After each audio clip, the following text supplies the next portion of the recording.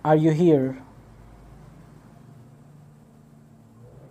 Sa dalawang episode natin ngayon, ay dalawa sa pagsusuring nakakapangilabot ang ating gagawin at iimbestigahan ang mga kababalaghan at babalikan ang nakakakilabot na storya ng isang inang walang awang tinapos ang kanyang buhay, sariling padre de pamilya. Halina't mangilabot sa bagong episode sa mundo ng kababalaghan. Kumakalabog.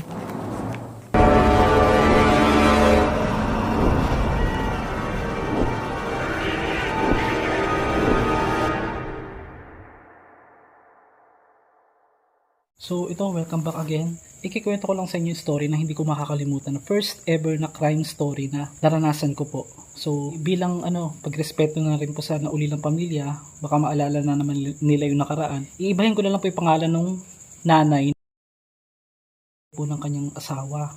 At ito po kasi yun. Ayun, bago natin puntahan yung abandonadong bahay kung saan tayo magcha-Charlie. Kasi ito, sementeryo ito. Dito ko din nagawa dati yung aking 3 AM challenge. First, ito pala siya. Namatay pala siya nitong 2000 when I was 9 years old. Story po niyan, naglalaro kami ng pinsan ko that time. So, ikot-ikot kami. And then, sabi namin, bakit ka ang daming tao doon sa bahay na yun? Doon, malapit yung patubig na yun. Yung patubig na yun, lagi namin pinapaliguan yun ng pinsan ko, si Milan. Shout out kay Milan. Yeah. Sabi ko, ano ba ako doon? Syempre, bata ka pa. Biroy mo, 9 years old ako nyo, pero tandang-tanda ko kasi. Yung bahay, ang ginawa pala guys, lalagay yung bintana. Parang isang linggo nang ginagawa yung bahay.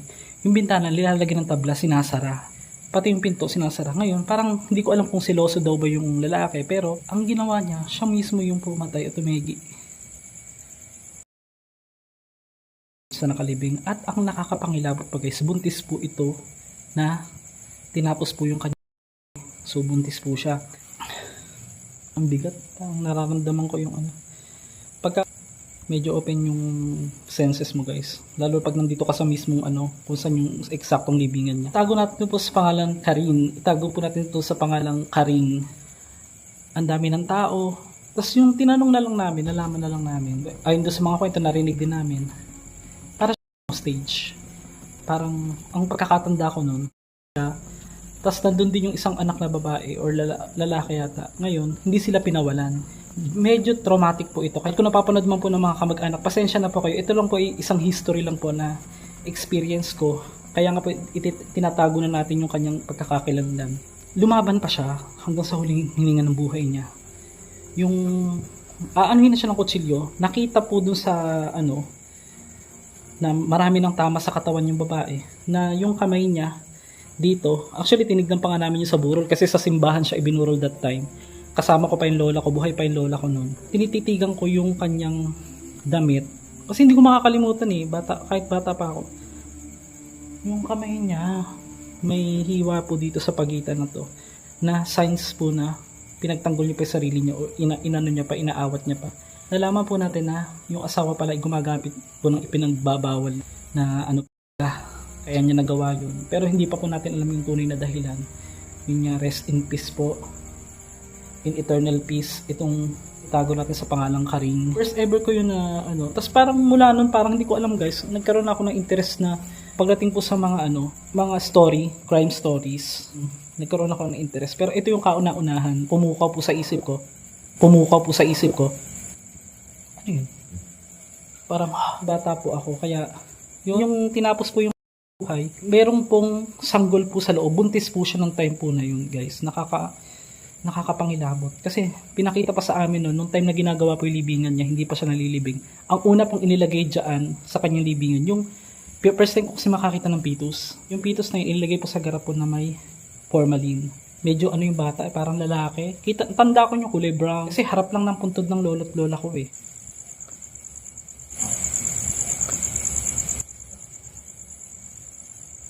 Hindi ko alam kung hanggang ngayon nakakulong pa rin, kung buhay pa rin ba yung mismong tatay na kanya. Nakakalungkot man guys. So tara, diretso na tayo dun sa Ang bigat kasi tanda ako. Parang napakasiloso daw talaga nitong asawa. Lagi rin pinagseselosan yung mga kaibigan nitong ate ko rin. Kaya nagawa daw yun. Pero malaking ano yung ano paggamit po ng bawal na gamot guys. Malaking dahilan po yun. So gamitin ko lang po saglit yung EMF. Try lang natin. Biblink-blink agad. So kung may presence po ba dito?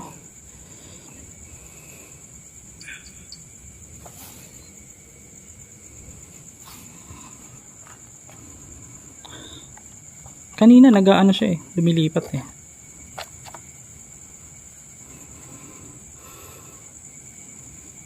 Pag alam niyo naka-video talaga, no?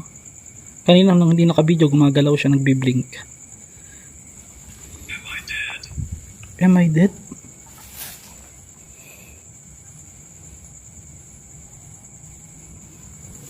Hindi talaga siya gumagalaw. Kaya maaari niyo pong gamitin itong ating hawak na ghost tube na ating EMF.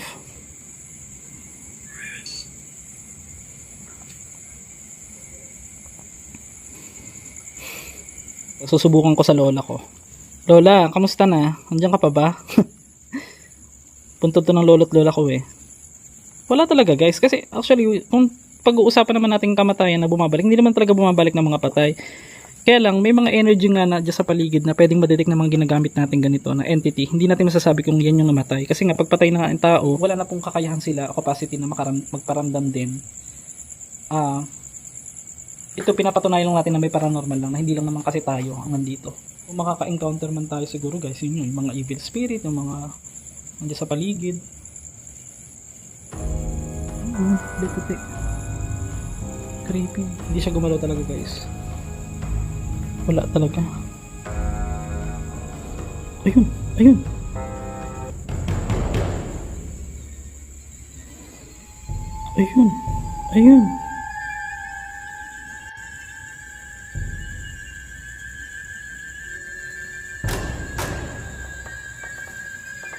Kanina nag-aano siya. Nagbiblink. Sa huling pagkakataon, meron po bang something dito sa paligid? Meron niyo pong pagalawin itong ilaw? Patong natin.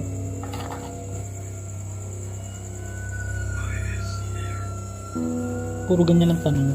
Bukan lang natin. So, huling pagkakataon, meron po ba rito? Para po pagalawin ng ating EMF.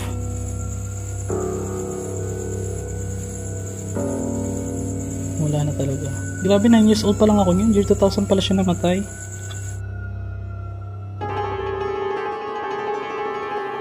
A few moments later. So, medyo maingay kasi yung aso dito sa may part ng kusina. Kaya dito na kami sa may kwarto gagawa ng paranormal game na Charlie. Pero bago nga kami pumasok dito, meron kami na feel na meron kaming parang narinig na umakit sa kisame. Wala namang ano yung kisame na yan. Kung mapapansin nyo. Ito yung ginawa kong papel guys. May nakalagay na yes or no. Ngayon, tatapat to kung may sasagot. Kung sasagot itong si Charlie. So sa mga hindi nakakaalam, itong si Charlie ay anak daw ni ito ni Lucifer. Pero gusto ko lang masubukan kasi before, nag-vlog kami sa abandoned hotel naman. Ginawa namin yung 11:10. Iwas lang tayo kasi baka mamaya makasunog tayo. Abandoned na bahay na po ito. So, ayan.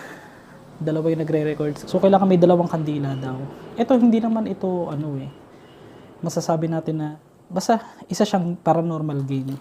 Ipapatunayan lang ng video kung may something nakakaiba na nangyari. Parang may nakatingin kasi sa labas. Ito kasi may gate pa. Inakit lang namin ganina.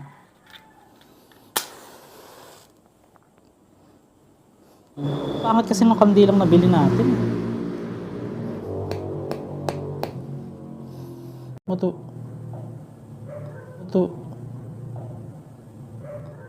Ano yun?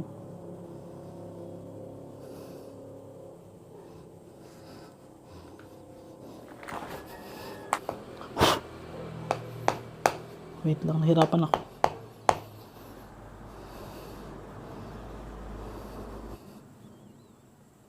Wala bang tabla dyan upuan? Dudumi na naman yung...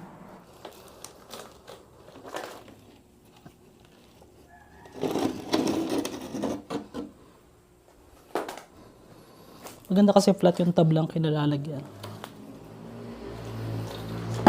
Ay!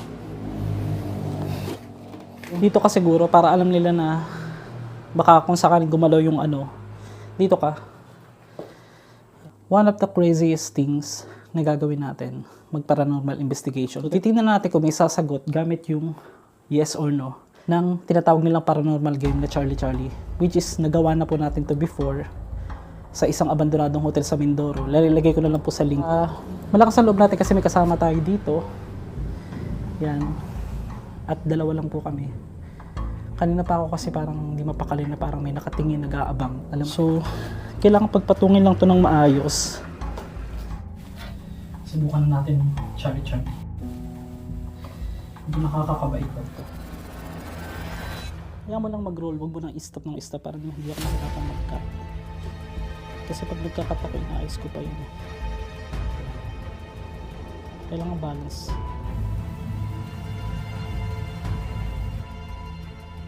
Yan.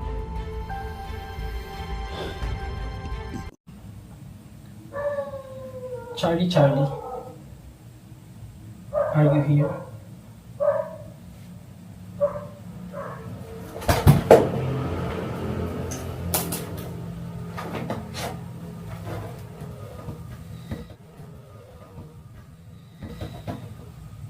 Charlie Charlie, are you here?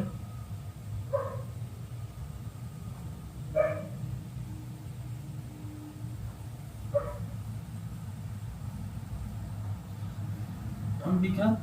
Oh my gosh. Huwag mong i-stop. Huwag mong ini-stop. Namamatay. Ha? Namamatay. Mamatay yung camera? So, dalawa lang kami dito guys ha. Ulitin ko. Ayusin natin to. Yan. Mahirap. Yan. For the last time. Charlie Charlie, are you here? Charlie Charlie, are you here?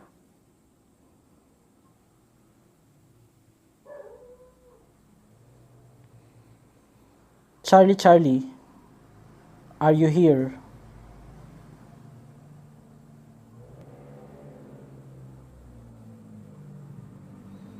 Ano mapifeel mo ngayon? Parang hihina din ba yung tuhod mo? Hindi naman. No? Parang lumalambot yung tuhod ko. Isa pa, for the last time. Charlie Charlie, are you here?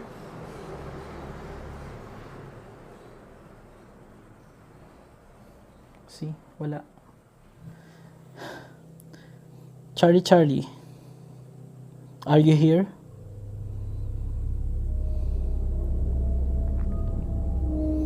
Hindi pa ako magka-cut. Baka sabihin na naman.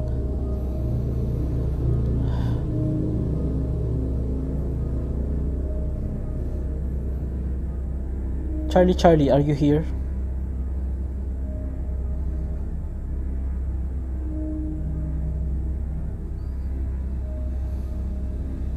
I-focus mo rito. Charlie Charlie, are you here?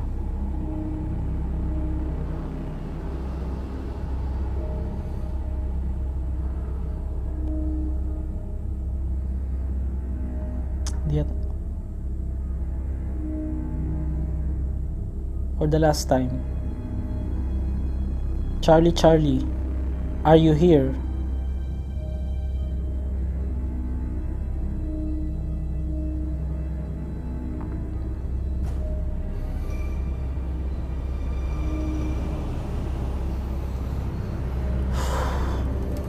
Bigat pala.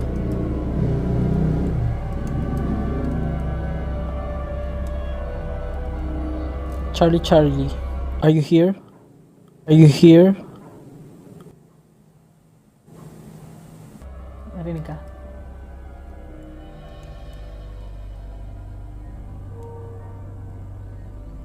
Move this pencil over here. Actually guys, this is a pencil game. Tinatawag nila din itong Charlie Charlie. Pero, see, wala. Last time, nung nagpunta kami ng Mindoro, medyo malakas ang entity doon. Wala. Okay. Kung wala man si Charlie, I will end this game and no negative energy will follow. Walang susunod na negative energy sa amin. At mapayapa kami makakaalis sa lugar na ito. So, yun. Talaga, umiikot kasi yan. Pero konting ihip lang yata yan. Ayun o, gumagalaw. Isumo uli. Lapit. Ayan. Diba? Pero, kung yung mandadaya, gagawin yun. Pero yan, nakita nyo naman, hindi siya gumalaw kung hindi ko hinipan. Aside from here, wala na tayo ditong wala rito yung presence ni Charlie na sinasabi nga nila. Diretso na tayo dun sa kabilang mga apartment dun. Feeling ko dun mas malakas eh.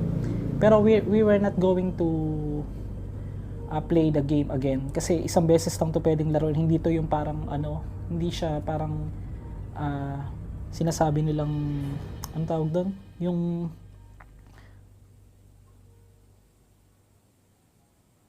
narinig mo.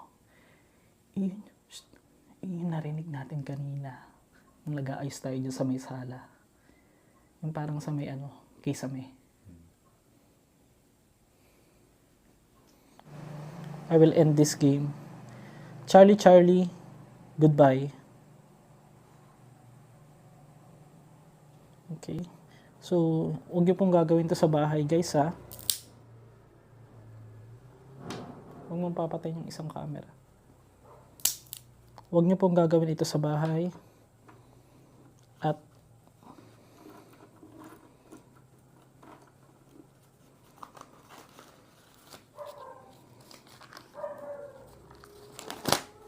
sunugin lang natin to.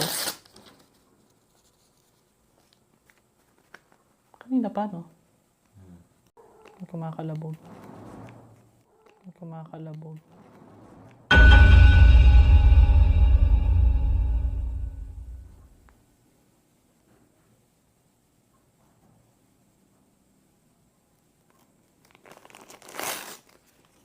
Tara na, oh.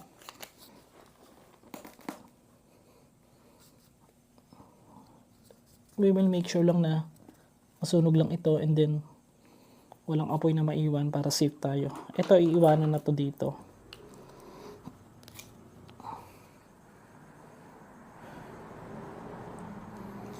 Alam mo, nakakaba pero nakaka-excite ng experience na to, guys. Wala man ngayon.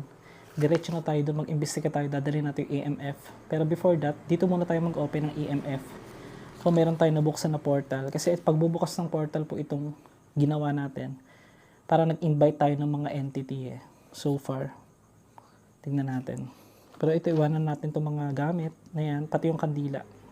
We will turn this off. Okay. Huwag mo muna i-off.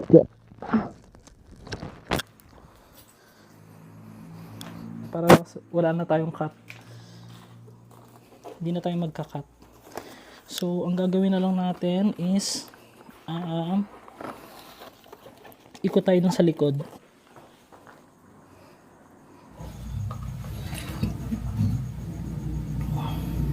Nakikita nyo to, guys, di ba?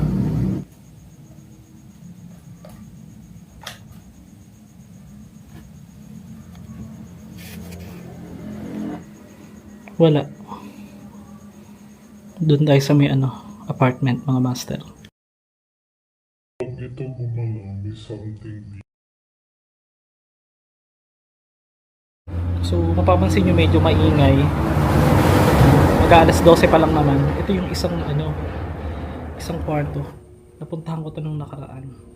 Ako lang mag-isa. Ay, ang laki ng salamin. Tata. Meron sila ritong abandoned na apartment eh. Ay! Gagi, parang may nakatira na. Ay, may ilaw na oh.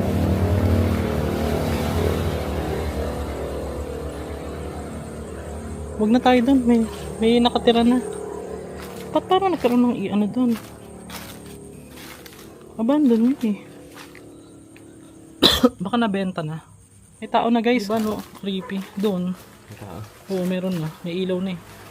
Tara.